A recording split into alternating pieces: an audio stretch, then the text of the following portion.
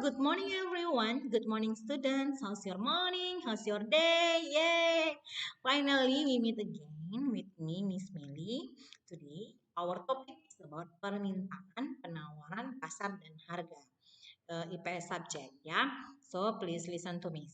Today, our topic is about permintaan, penawaran, pasar, dan harga. I will tell you. The first about permintaan. Nah, kita akan bahas tentang apa itu permintaan. Students, permintaan itu adalah keinginan yang disertai dengan kemampuan untuk membeli barang dan jasa pada tingkat harga dan waktu tertentu. Nah, apa-apa saja Miss Meli yang mempengaruhi permintaan? Yaitu yang pertama harga barang itu juga mempengaruhi permintaan. Kemudian jumlah pendapatan, jumlah penduduk, perubahan selera masyarakat, perkiraan dan harapan masyarakat, dan hari raya keagamaan. Nah, ini faktor-faktor yang mempengaruhi permintaan. Kita akan bahas di Zoom nanti mengenai kurva permintaan. Nah, selanjutnya ada penawaran. Nah, penawaran ini seperti apa, Miss Meli?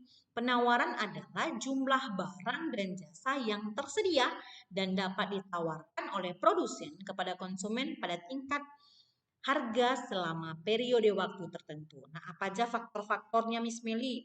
Faktor-faktor yang mempengaruhinya. Yang pertama, kemajuan teknologi, kemudian biaya produksi, persediaan sarana produksi, meningkatnya jumlah produsen, peristiwa alam, kemudian apalagi harapan produsen, dan harga barang dan jasa lain. Jadi ada beberapa hal yang mempengaruhi jumlah penawaran.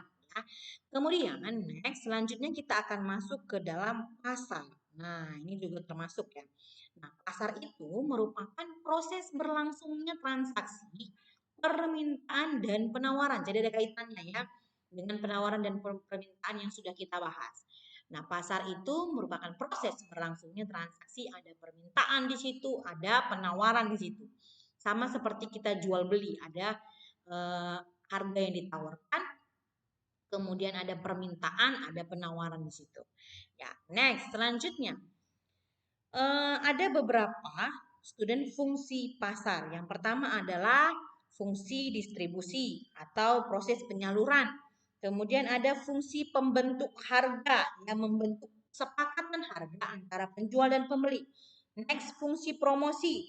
Promosi itu memperkenalkan ya, tujuannya untuk memperkenalkan dan menginformasikan suatu barang. Kemudian kita masuk ke macam-macam pasar.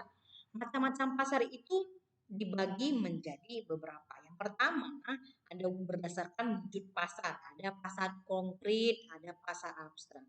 Singkatnya, konkret itu adalah pasar nyata. Nah, langsung kita lihat ada penjualnya, ada pembelinya, ya, ada barangnya.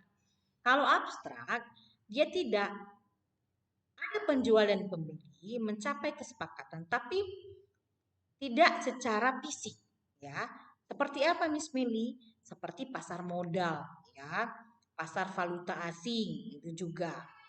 Nah, selanjutnya kita akan bahas tentang jenis barang. Jenis barang itu dibagi menjadi dua, barang konsumsi dan produksi, ya.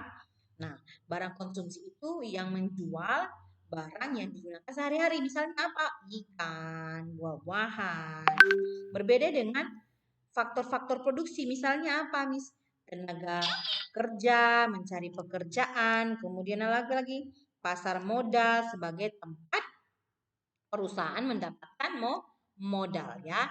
Kemudian ada luas jangkauan atau distribusi. Nah, ini apa Miss Meli?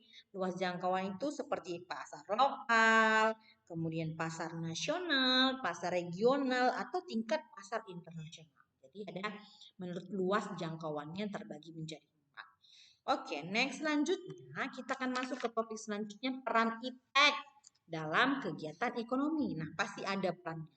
Apa aja, Miss? Sebelum kita masuk ke peran positif dan negatifnya, plus minusnya, Miss Meli akan jelaskan. I will tell you about apa sih itu pengertian iptek. Nah, students, iptek itu adalah segala pengetahuan yang berhubungan dengan teknologi, baik penemuan yang terbaru, yang berkaitan dengan teknologi, ataupun pengembangan dalam bidang teknologi itu sendiri. Jadi, Iptek itu ilmu pengetahuan dan teknologi. Nah, apa dampak positifnya? Ya, dampak negatifnya dalam kegiatan ekonomi. Nah, kita akan bahas one by one. Yang pertama, mampu membantu aktivitas manusia, ya. Yang kedua, mempermudah meluasnya informasi. Next, bertambahnya pengetahuan dan wawasan tentunya, ya. Kemudian kegiatan belajar dan mengajar tidak harus tatap muka seperti yang kita lakukan sekarang. Mulai dari, ya. Nah, itu peran iptek ada di situ.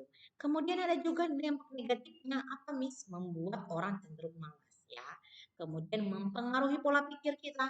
Kadang-kadang bisa merusak moral kita kalau kita salah gunakan. Kemudian menghilangnya budaya tradisional, ya, budaya kebarat-baratan kita langsung. Kemudian menimbulkan kerusakan alam, itu dia pengaruh iptek. Nah, selanjutnya kita bahas tentang apa sih peran kewirausahaan dalam membangun ekonomi Indonesia. Nah, kewirausahaan juga memiliki peran dalam membangun Indonesia. Yang pertama adalah berdasarkan kreativitas. Nah, gimana caranya supaya bisa kreatif, Miss? Yang pertama, selalu menjaga rasa ingin tahu, mempertanyakan segala sesuatu, rajin bertanya, bekerja secara mundur, ya, jangka panjang. Kemudian mencatat segala hal dan menuliskan ide yang ada di dalam pikiran kita. Kemudian banyak membaca, bergaul dengan banyak orang, dan menerima kritikan yang membangun. Nah, kalau dari segi kewirausahaannya, gimana sih caranya, Miss Meli? Kita harus mengembangkan daya visi, mengembangkan kemampuan, mengembangkan daya intuisi, dan mengembangkan daya imajinasi. Kemudian apalagi, Miss Meli? Mengembangkan daya berpikir lateral. Jadi, ini hal-hal untuk menambah kreativitas di dalam berwirausaha. Oke, smart students, ini dia topik kita. So, please read your book start from now. See you next time. Bye everyone.